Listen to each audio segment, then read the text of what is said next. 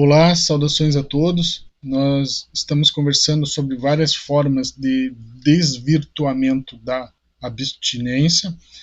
Nesse vídeo, nós vamos conversar sobre abstinência dissimulada, que é uma das formas de desvirtuamento da abstinência.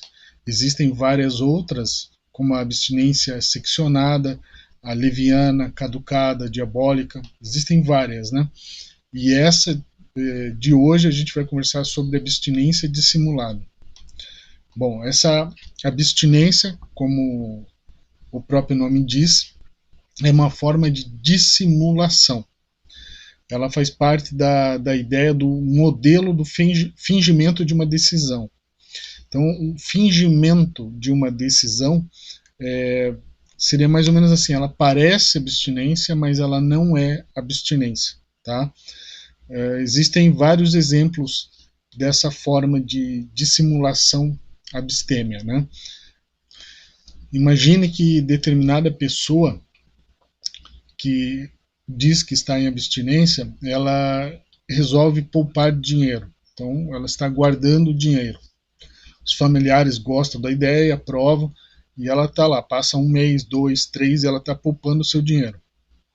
Depois de alguns meses, essa pessoa anuncia para sua família que vai fazer uma viagem com determinadas pessoas e que vai gastar esse dinheiro que ela poupou, que ela estava poupando e agora ela vai gastar. Bom, só que essas pessoas que esse abstêmio vai viajar são pessoas da adicção, são pessoas que estão na ativa, né? Então veja só, o abstêmio, na verdade, ele estava fingindo que estava em abstinência, ele estava apenas obtendo um tempo para conseguir formar um patrimônio para gastar numa eventual possibilidade de recaída. Então veja, essa é uma forma da gente explicar a abstinência dissimulada. Ela parece abstinência, mas ela não é abstinência. Tá? É uma abstinência fake, né?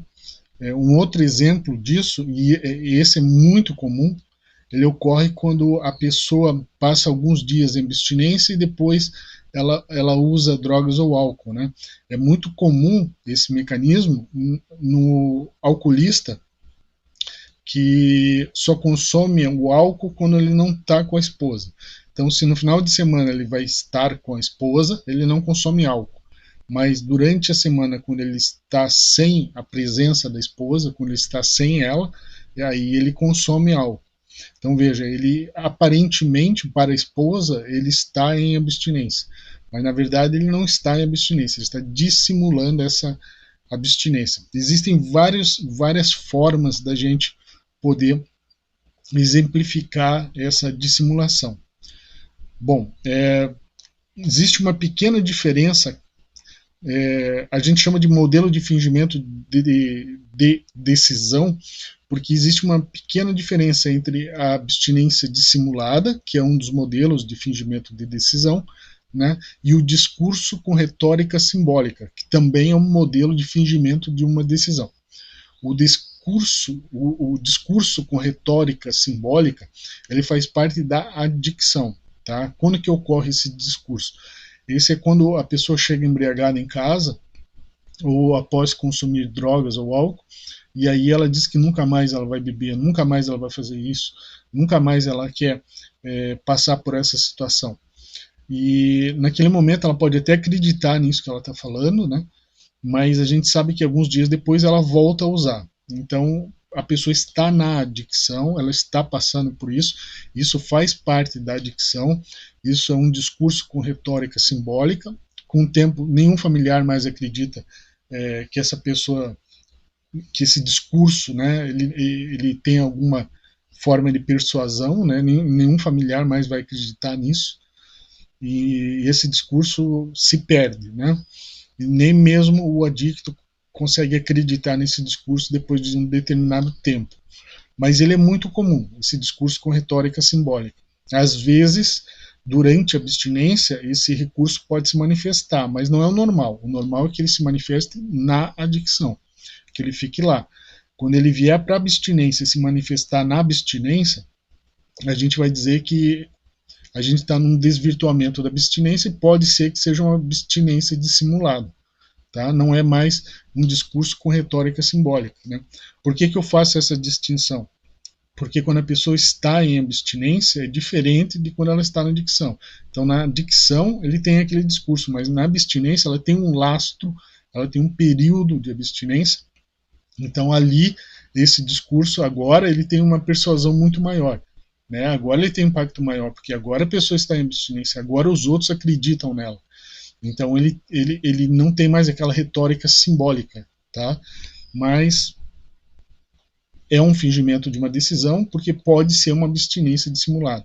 Então, esses dois exemplos da pessoa que poupa dinheiro para poder gastar depois numa recaída, ou da pessoa que utiliza drogas ou álcool nas janelas que são possíveis, né?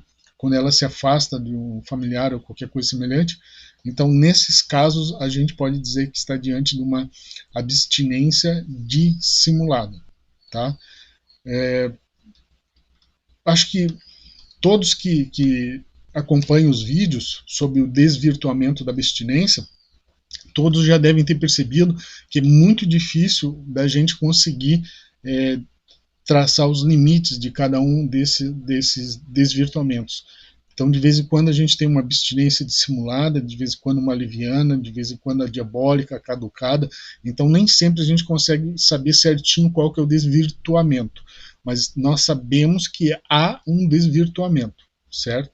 Então, a ideia do desvirtuamento é que deve prevalecer. E essa classificação dela, né, desse desvirtuamento, como abstinência leviana, simulada, caducada, inadequada, dissimulada, e esses modelos por si só, eles podem às vezes um determinado ato pode ter mais de um desses modelos, ou não se enquadrar perfeitamente apenas num desses modelos, né? Mas nós sabemos que, apesar dele não estar ali categorizado, ele faz parte do desvirtuamento da abstinência. Então, a ideia desse estudo é apresentar, né, as formas que existem de abstinência equivocadas, enganosas ou omissas. Né? A gente chama isso de tríade da ironia: equívoco, engano e omissão.